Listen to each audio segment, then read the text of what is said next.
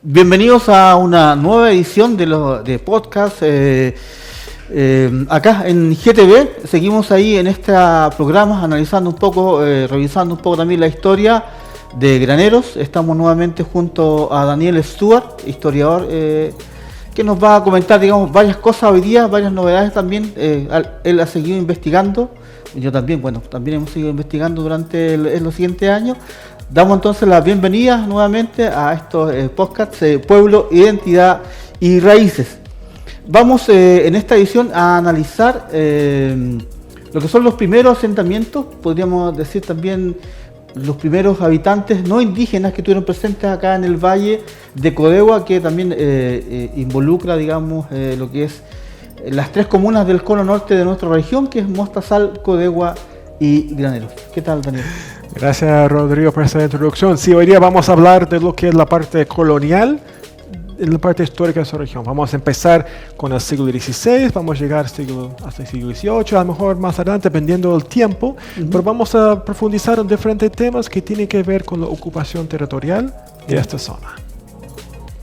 Bueno, cuando hicimos este libro, tuvimos la oportunidad, ahí se ve, sí. Tuvimos la oportunidad, Daniel tuvo las facilidades de ir al Archivo Nacional, pudo revisar varios mapas de la época colonial, algunos de ellos vamos a revisar a continuación.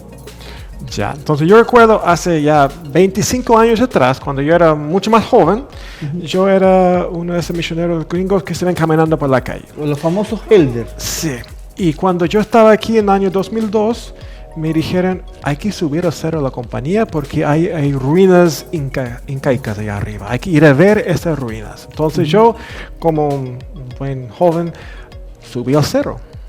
Y estaba revisando otro día algunas de las fotografías que tomé en ese tiempo. Entonces aquí tenemos cómo se veía la Pucará allá arriba en el año 2002. Obviamente, si uno va hoy en día, se ve un poquito más gastado, porque sí, ya ha pasado más tiempo. Hay deterioro porque hay mucha gente que lamentablemente sube y produce, como tú bien dices, deterioro, hacen movimientos de las rocas, a veces sacan rocas para hacer fogata. Lamentablemente, digamos, no hay una cultura actualmente, digamos, de resguardo y de respeto hacia esta infraestructura, digamos, que nos recuerda el paso de los incas por nuestro territorio. Ya, entonces, pues, si miramos lo que es la historia de esta estructura, si miramos al tiempo antes que llegaron los españoles, tenemos el Imperio Inca.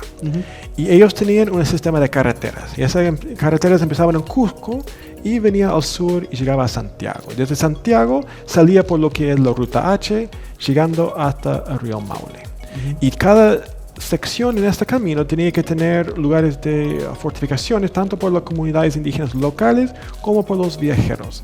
Entonces el Cerro Pucará no era donde vivían personas, sino que donde personas estaban protegiéndose. Entonces arriba en el cerro, si uno mira con un dron para arriba, hay dos ciclos de muros, donde uno puede mirar uno más abajo y después uno más arriba, y la calle que hicieron cuando pusieron la primera antena va justo entre los dos grupos de muros. Cierres perimetrales sí. Y obviamente cuando hicieron las excavaciones en esos muros, encontraron unos, podemos llamarlos unos hoyos donde resguardaron unas piedras como bolas para tirar desde las sogas para defenderse de las personas que estaban allá arriba. También hay algunas casas, como aquí en esta foto de mí hace ya 25 años atrás, era una casa habitacional, un tipo de torre para protegerse, pero también hay otros que son graneros para poner el maíz y todo para resguardo, y también otros que son para poner agua.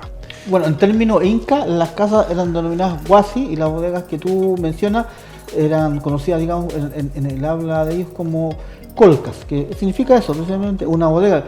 Eran bodegas subterráneas de alrededor de 2 metros de profundidad que a veces tenían en su base, tenían piedra, y ellos, digamos, aprovechaban de abastecerse, digamos, para la temporada de menos recursos, pero probablemente invierno igual que ahora, donde depositaban diferentes tipos de semillas que les permitía alimentarse durante, digamos, el invierno.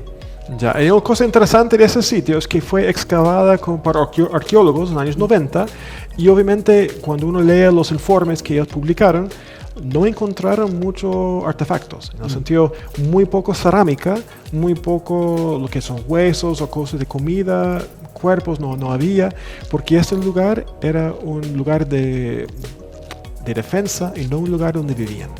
Yo hice una pequeña investigación el año pasado, puede haber sido así, para saber si en algún momento se habían encontrado algunas piezas completas arqueológicas dentro del cerro, y efectivamente tuve buen resultado porque existen algunas piezas, principalmente, digamos, de periodos más anteriores, que probablemente 8.000 años atrás, son piedras horadadas. Hay restos cerámicos también, un poco precoloniales, sí, efectivamente, y también hay mucho de alfarería inca, que demuestra absolutamente la presencia inca en el cerro. Sí, no, la mayoría de, como dices, la cerámica y todo que encontraron eran en la parte más abajo donde tenían las comunidades, porque arriba donde está la fortaleza era muy poco que encontraba. Pero también uno pregunta, ¿por qué los muros son tan bajos? Si esa era una casa. Sí. Pero si fuéramos a ir a la iglesia de la compañía, ahora lo que es las casas antiguas del molino, y mirar sus cimientos, vamos a encontrar piedras del Pucará. Porque en los tiempos coloniales, cuando necesitaban piedras, iban a reutilizar las piedras que ya se encontraban. Entonces empezaron a sacar desde el Pucará para poder usarlos en esas nuevas construcciones, para así evitar el trabajo de tener que cortar las piedras y dejarlos listos para hacer sus edificios. También lo otro que podemos hacer de este Pucará es que este Pucará aparece en las crónicas de historia de Chile. Sí. Porque en el tiempo de Pedro de Valdivia, él tenía fundado la ciudad de Santiago y todavía estaba peleando con los promocaes, los indígenas de la zona. Entonces, él escuchó que el gran cacique Cachapual, que era el señor de todo lo que era el Valle de Rancagua, estaba preparando para atacarlo. Entonces, Pedro de Valdivia saca su ejército, que eran un grupo de soldados españoles más indígenas de Cusco que estaban acompañándolos, y vienen caminando por el Camino Real, pasando por Angostura, pasando donde está el Monticello hoy día, y llegan al cerro. Y encontraba el cacique Cachapual. Eso tiene una fecha, 11 de septiembre de 1541. Sí, y están allá en el cerro. Entonces, Cachapual, sus soldados están en el cerro, y Pedro de Valdivia tiene que prepararse para atacarlo. Y obviamente están ahí esperando porque Pedro de Valdivia sabe que si tratan de subir al cerro, porque solamente se puede subir por dos lados, dos lados son riscos, se va a recibir tanto los flechazos con las piedras, todo tirado desde arriba. Sí. Entonces demoraron un tiempo para poder ver cómo iban a atacar y de repente en la noche desaparecen todos los mapuches. Todos los que estaban arriba se fueron y se fueron rápido por lo que era Paso de Chada. ¿Y qué pasó? ¿Por qué estaban ahí?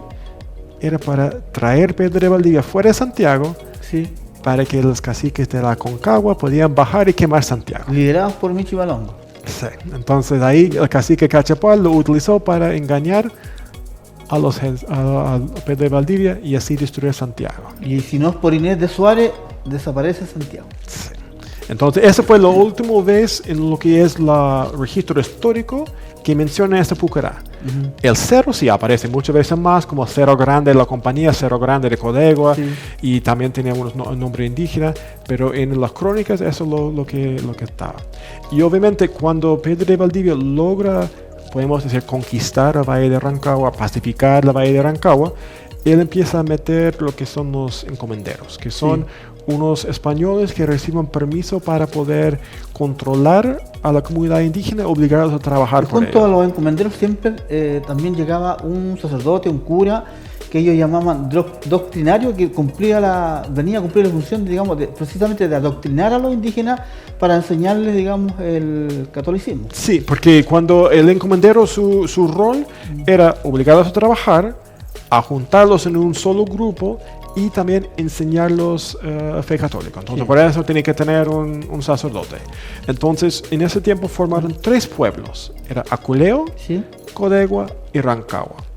Y el encomendero de Rancagua, Alonso Córdoba, juntó todos allá en lo que es hoy en día ciudad de Rancagua, mientras que los de Aculeo también lo juntó allá, Y el Gonzalo de los Ríos, con los de Codegua, dijo, no, yo no quiero vivir en el Valle de Codegua, no quiso poner su casa al lado, entonces él sacó todas las comunidades de Codegua y los llevó a la Ligua, dejando en lo que era Codegua solamente algunos caciques, algunos viejos y nada más. Gente que no le servía para el trabajo. Sí, todo lo que él podía obligar a trabajar, se los llevaba. Y obviamente en ese tiempo, los encomenderos tenían la primera opción para poner sus casas o sus chacras al lado de la comunidad donde tenían trabajando. Entonces ahí trabajaron el primer obraje de paños allá en Rancagua, y también hicieron otros en Aculeo, pero después empezaron a tener hacendados. Entonces mira este mapa aquí, ese es de 1617. Porque había un pleito, porque unos hacendados están pidiendo mercedes de tierra. Cuando un español va al gobernador y dice, yo quiero poner una estancia, una hacienda, quiero poner ganado, tener mi trigo, porque quiero poder sobrevivir y necesito tierras para eso. Y gente para los trabajos. Sí, entonces aquí en ese mapa, si miramos lugares, aquí Estero Paine, Hospital, sí. Laguna Aculeo, el río Angostura, el río Claro, el río Maipo. Entonces aquí la carretera baja para aquí hasta Hospital. Y miramos acá arriba, eso es lo que hoy en día son Codegua, San Francisco Mostazal, Graneros y Rancagua. Sí, bueno, ahí se ve arriba Rancagua y el que aparece arriba es el Cachapual. Sí, y aquí es Alhue. ¿Puede acercar más cerca? Señor director, por favor. Sí. Y obviamente cada uno de esos dibujitos son diferentes haciendas. Y obviamente cada hacienda tiene su casa, tiene su viña, tiene sus trabajadores. Y aquí en el mapa el autor está haciendo. Entonces aquí, río Angostura, río Cachapual. Entonces ese es 1617. Y todas esas haciendas existían. Entonces, parte del pleito, el demandante puso una lista diciendo ya. Por ejemplo, aquí tenemos al pueblo indígena de Rancagua y aquí tenemos Alonso Salinas. Y Alonso Salinas tenía las tierras aquí de Chancón.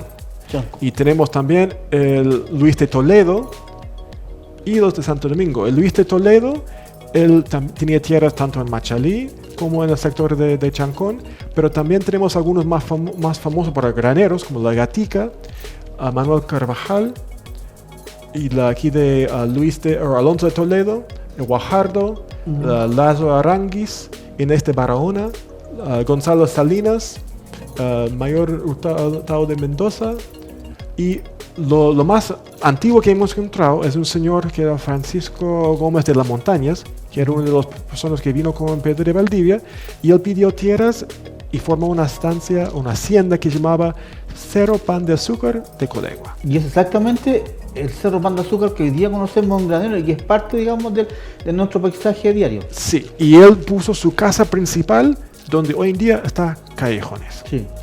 Y esa hacienda se vendió en 1585 a Alonso de Toledo, que era un sacerdote, cura de la parroquia de Codegua. Y Alonso de Toledo tenía cabras. Entonces, Luis Toledo, me parece que tenía el rango de capitán. Sí, no, tiene un hermano, Luis de Toledo, que era otro hacendado, pero Alonso, él metió todas sus cabras en el cerro que hoy en día nosotros conocemos como la Soledad, la de la cantera, donde están los antenas, y él metió todos esos cerros llenos de cabras. Entonces, en los registros coloniales, ese cerro se llama los Cerro de Alonso de Toledo o Cerro de las Cabras. Y era porque él justamente utilizaba esos cerros para ese animal en particular. Y también nosotros hemos encontrado la documentación como de dominio, se puede decir, por cada una de esas propiedades que aparecen acá, por la zona entre Cachapual y Río Peuco. Nosotros encontramos el título de dominio o la venta del título de cada una de esas propiedades. Y lo más interesante, si volvimos lo que conversamos la otra vez, es que ese es de 1617. 10 años antes que la Quintrala vino y pidió un pedazo de tierras. ¿Y qué pidió ella? Acá. Lo que perteneció a la comunidad de Codegua, que era un pedazo chiquitito. Hay un término que ella usa en esa solicitud que es importante mencionar, que ella habla de demasías. ¿Qué son las demasías?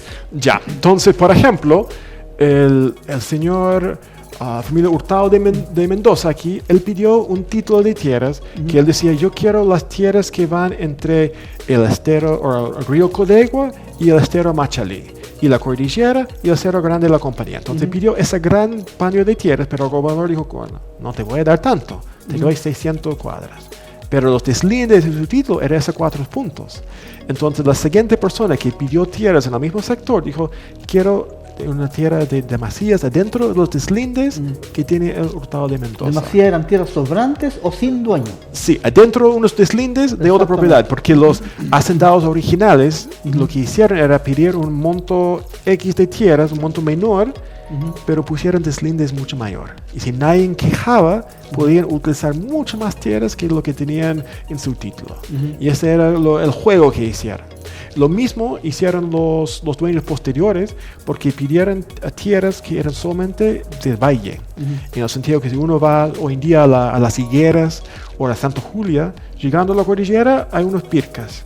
Y había siempre referencia, y a lo mejor era del que era más vivo, siempre buscaba estar cerca de algún río, de algún riachuelo, para tener agua para sus labores. Sí, todas las haciendas utilizaban los ríos como deslindes, pero pusieron los deslindes así en los cerros justo cuando empezaba a subir. Por esa razón, cuando vemos esas pircas que están allá al final de las higueras, era justamente desde allí para arriba esas tierras de montaña. Entonces no tenían dueño oficial, pero él, quien era el dueño más abajo, podía utilizarlo sin problema, pero él puso el muro allá diciendo, no, yo quiero contar mis cuadras, mi terreno desde ahí para abajo. Hoy día se pueden ver varias de esas pircas que, como tú bien dices, parten en el deslinde de lo que hoy día es San Francisco hasta Chancón. O sea, es un deslinde que está marcado por pircas. Lamentablemente, yo he podido apreciar al último tiempo que varias están... hay una empresa que las está agotando. Yo creo que por desconocimiento, ojalá pudiesen, si la intención es botarlas todas, que ojalá dejaran unos metros como resguardo para... Sí, por ejemplo, si alguien quisiera ir en bicicleta o haciendo trotting desde las canteras, subiendo los cerros o bordeando los cerros, se va a ver al lado de San Francisco también unos pircas que son el deslinde de la propiedad jesuita de Graneros, justo en este lado. Y esto permitía que todos los cerros quedaban dentro de la propiedad jesuita, mientras que al otro lado quedaban las sierras de Mostazal en ese tiempo. Pero lo interesante es que todas esas propiedades existían cuando llegaban los jesuitas. Y los jesuitas primero compraron una propiedad, después recibieron la donación de las tierras que habían pedido la entrada, que eran unos 500 cuadras de terreno, 500 hectáreas, pero después empezaron a comprar las tierras colindantes.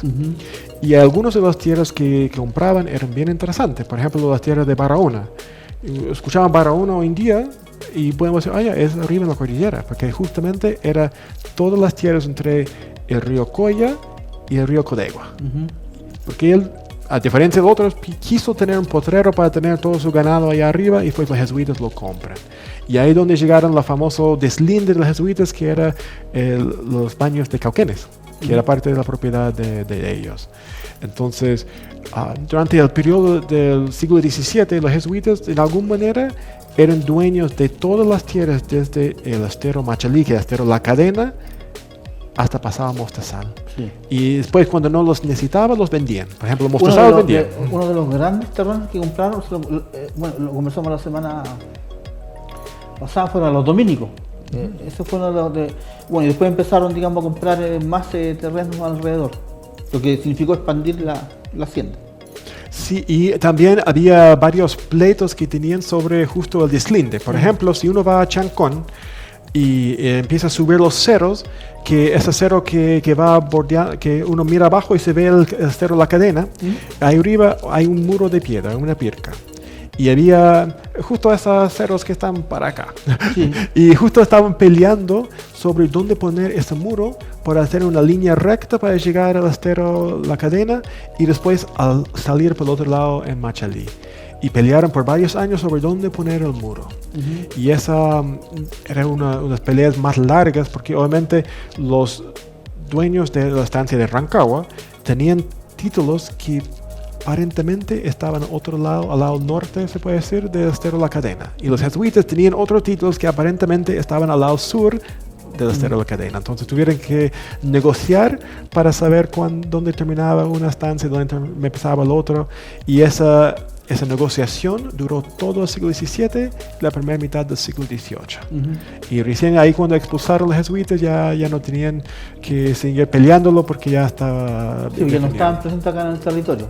Bueno, y sabemos después, digamos, que aparece Mateo de Zambrano, pero ya eso es un siglo después.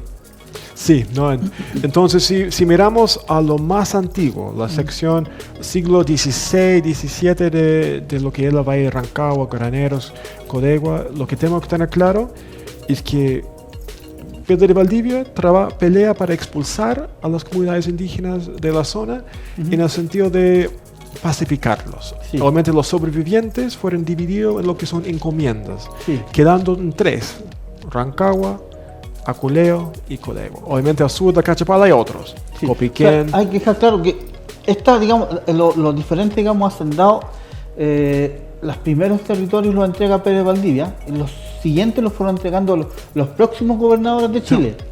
Por ejemplo, estuvo Rodrigo de Quiroga, entregó varios territorios hacendados acá en el sector.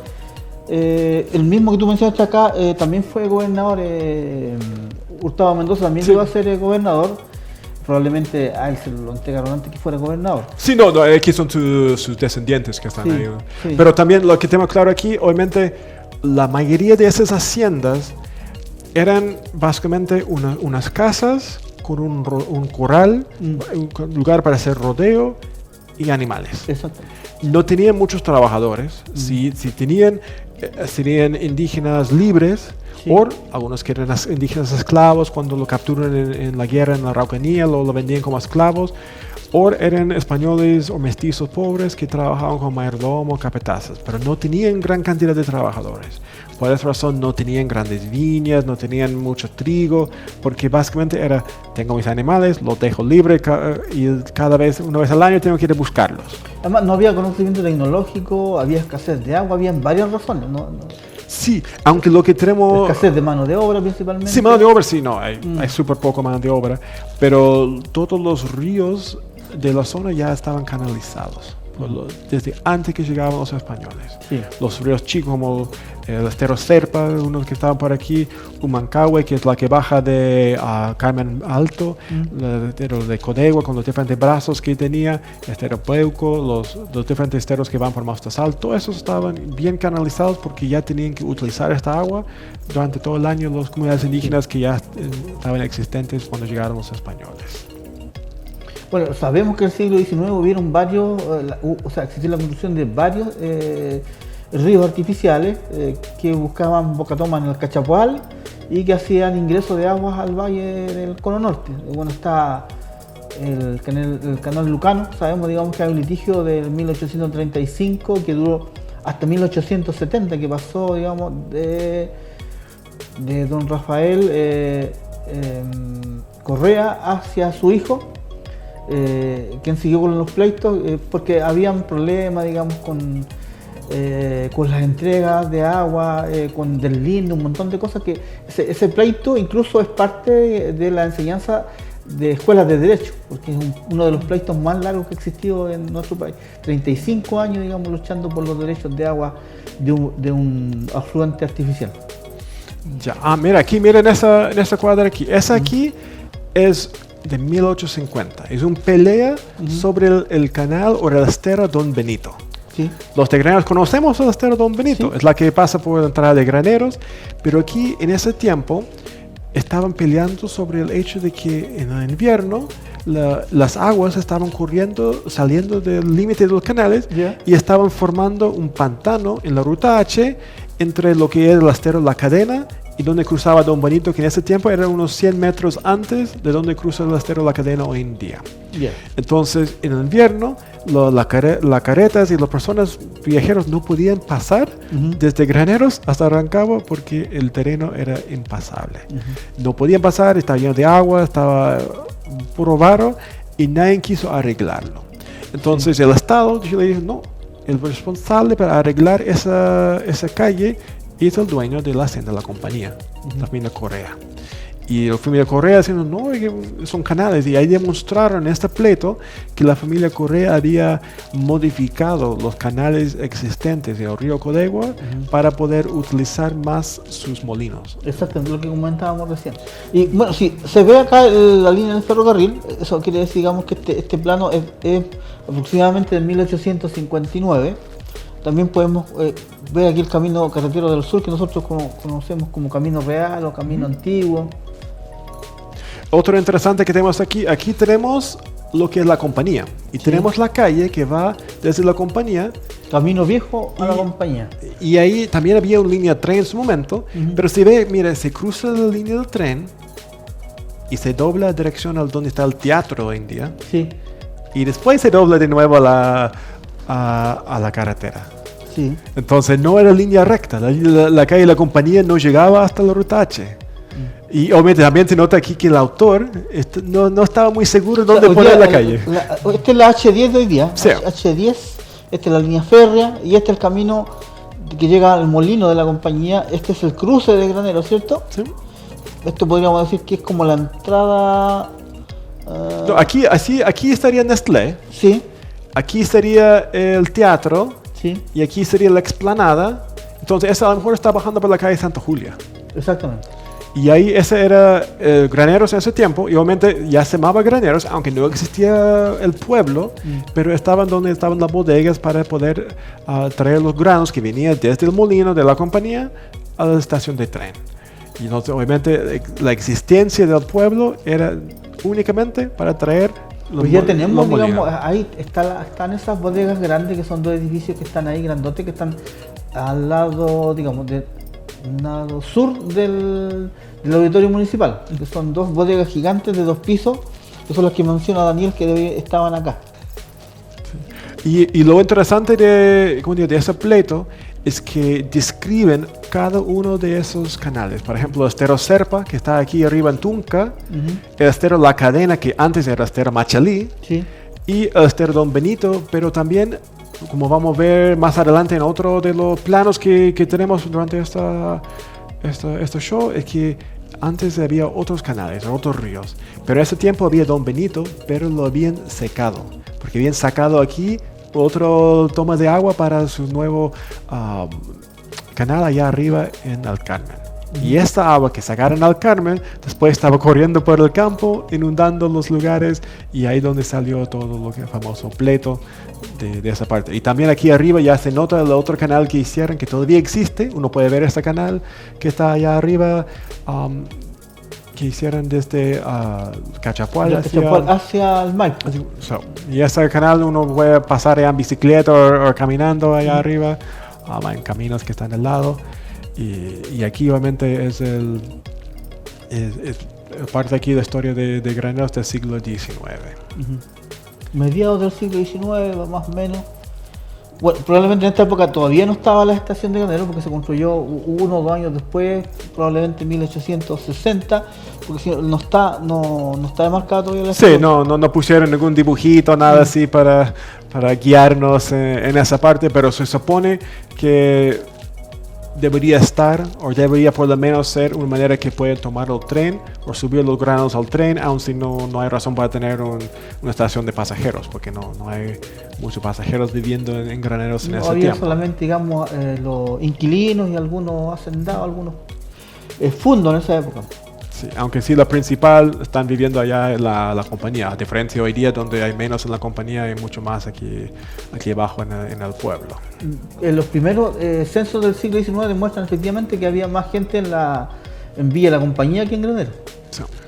Así es, porque obviamente en ese tiempo todo lo que es la compañía, tanto Graneros como la compañía, pertenecía tanto a la parroquia de Codegua como a la comuna de Codegua cuando empezó el registro civil en 1885. Sí. Entonces todos los primeros registros de las personas que viven en Graneros están allá en el registro civil de Codegua. Y uno cuando ve los nacimientos y todo lo pueden revisar y ahí lo pueden ver. Aquí vamos a ver ahora, aquí es un plano de la ciudad de Rancagua, cuando hicieron la fundación de la ciudad de Rancagua. Entonces podemos mirar aquí, este es mediados del siglo XVIII, ese plano.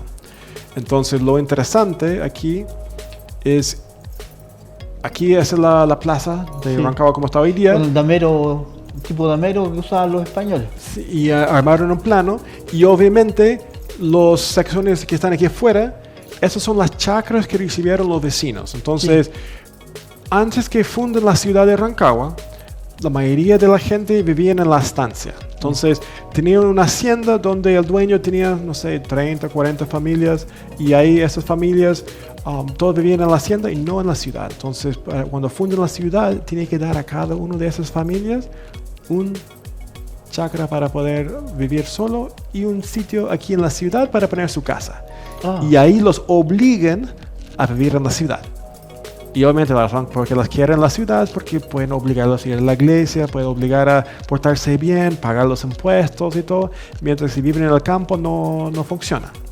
Y lo otro interesante aquí, tenemos la calle La Compañía, la que va a Codegua. Ya parece como camino a Codegua. Sí, esa es el camino que va a Codegua, y aquí la que va a Alameda. Y esa, obviamente aquí arriba, es todo lo que quedaba del pueblo de indios. Porque para terminar ese bloque, cuando miramos en el mapa del siglo XVII, donde decía Rancagua, comunidad indígena, a lo mejor la comunidad tenía 5, 10 mil hectáreas. Tenía un montón de tierra, porque tenía una gran cantidad de personas viviendo ahí. Puede haber tenido 500 hasta 1000 personas en la comunidad viviendo a mediados del siglo XVII. Pero cuando empieza a reducirse la cantidad de personas, ahí obviamente el Estado español dice, ya, espera, el cacique tiene 10 cuadras, un hombre indígena con su familia 6 cuadras, una viuda 3 cuadras. Entonces hacen un tipo de censo y dicen, ya, ustedes tienen 200 personas ahora, ya son 1000 cuadras. Y los otros 9000 que tenían antes, ya, esos se vamos a vender a los españoles. Y ahí están achicando la ciudad. Entonces, cuando fundaron la ciudad de Rancagua, quedaron esta pequeña parte, la parte al este de la ciudad, cerca de Machalí, y eso es lo que quedaba de lo que era antes la gran ciudad o comunidad indígena de Rancagua. Sí, porque hay gente que no tiene claro dónde estaba el pueblo indio de Rancagua. Como tú bien dices, estaba hacia el sector este, de lo que hoy día más o menos es como carretera al cobre. Sí. Es la última ubicación, porque en su momento cubría todo lo que es ciudad. Sí. Pero lo último parazo donde quedaba hasta el siglo XIX era esta parte allá arriba. Bueno, hasta aquí vamos a dejar, digamos, este capítulo de este podcast, Pueblo, Identidad y Raíces. Junto a Daniel los dejamos invitados para un nuevo capítulo la próxima semana, donde seguiremos abordando, digamos, y revisando algunos mapas, digamos, que nos van indicando cómo se pobló Graneros y el Valle Central. Ya, muchas gracias, Rodrigo. Sí, la próxima vez vamos a estar hablando de los jesuitas, vamos a hablar de Toro Zambrano, vamos a mostrar otros mapas y vamos a aprender más sobre lo que es la historia de Graneros. Que esté muy bien. Hasta pronto.